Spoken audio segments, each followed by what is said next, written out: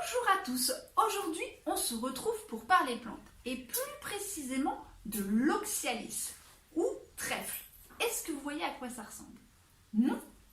Eh bien voilà à quoi ressemble l'oxyalis.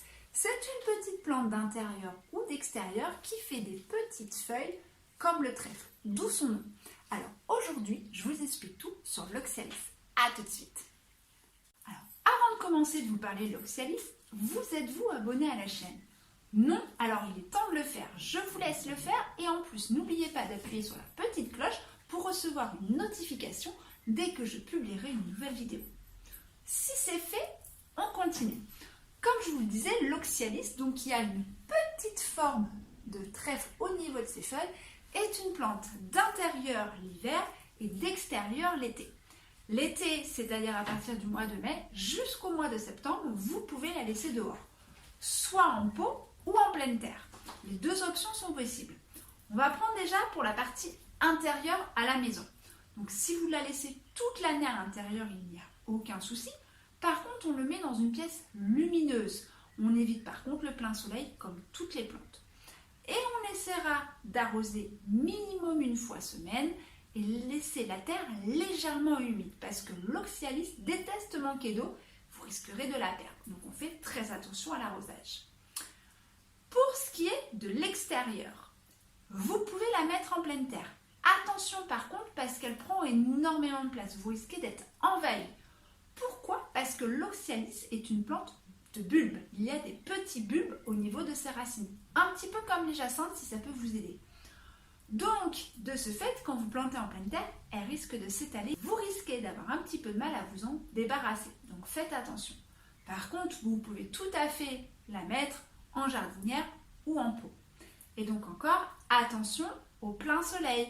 On choisira plus un mi-ombre qu'un plein soleil, ou soleil du matin, ou soleil du soir. Mais on ne la met pas plein sud. Elle ne va pas aimer.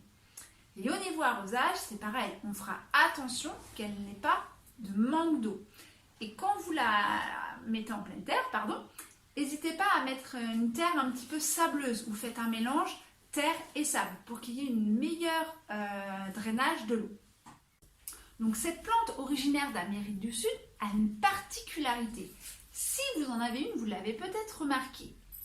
Ses feuilles se referment la nuit et elles se déploient le jour. On appelle ça, j'ai mon petit pense-bête, la nyctinastie. C'est-à-dire que toutes les plantes de ces espèces-là vont avoir le feuillage qui se recroqueville le soir pour se déployer le jour. Et c'est vrai que quand vous en avez un, il faut regarder d'un petit peu plus près. Alors pas toutes les feuilles, mais certaines le feront. Donc c'est assez joli à observer. C'est ce qui en fait sa particularité, avec en même temps ces petites feuilles qui ressemblent à un trèfle.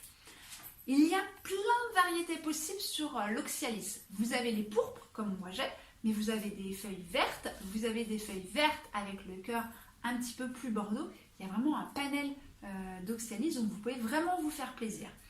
L'avantage, c'est qu'elle vous donne de la couleur par son feuillage, mais aussi par ses petites fleurs. Je vais essayer de vous faire voir de plus près. Hop, voilà, elle a de petites fleurs toutes mignonnes. Et ça, vous pouvez avoir dans les roses, dans les blancs, ou même un petit peu plus framboise. Donc c'est vraiment une plante qui mettra de la couleur dans votre maison et qui fleurit très facilement. Avec l'oxyalis, vous pouvez vraiment vous faire plaisir. Vous pouvez en retrouver sur notre site www.florenco.com. Je vous ai mis le lien dans la bio. Et voilà, vous en savez plus aujourd'hui sur l'oxyalis. Vous avez peut-être même découvert un nom et peut-être même découvert ce qu'était la nyctinastie. Bref, vous avez appris peut-être plein de choses. En tout cas, j'espère que cette vidéo vous aura permis d'en découvrir un petit peu plus sur le trèfle d'appartement.